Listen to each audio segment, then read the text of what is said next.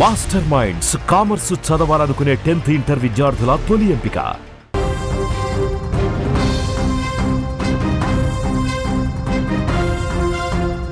జపాన్లో మరోసారి భూప్రకంపనలు జపాన్ ప్రజలను తీవ్ర భయాందోళనకు గురిచేస్తున్నాయి.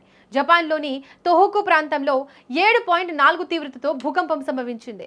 దీంతో అక్కడ అనేక భవంతులకు పగుళ్లు ఏర్పడ్డాయి. ఇళ్లు, ఆఫీసుల్లో నుంచి జనాలు బయటకు పరుగులు పెట్టారు.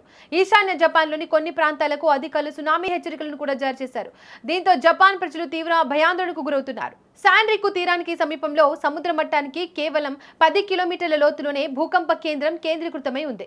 ప్రకంపనలు ఎంత తీవ్రంగా ఉన్నాయంటే ఆకాశ హరణ్యాలు పేక మేడల్లా ఊగిపోయాయి. ఇళ్లు, ఆఫీసుల గోడలు నెర్రలు తీశాయి.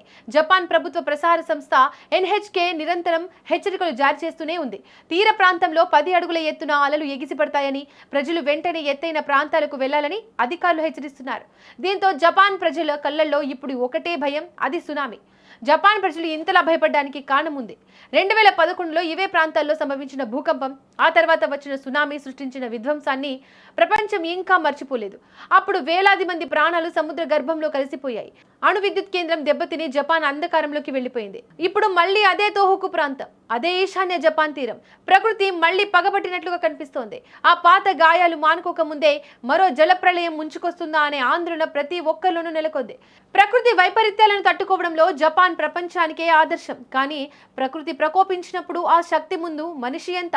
రాబోయే 30 నిమిషాలు జపాన్కు అత్యంత కీలకం. ప్రాణ నష్టాన్ని తగ్గించడానికి ప్రభుత్వం యుద్ధ ప్రాతిపదికన చర్యలు చేపడుతోంది. ఈ విపత్తు నుండి జపాన్ క్షేమంగా బయటపడాలని అందరూ కోరుకుంటున్నారు.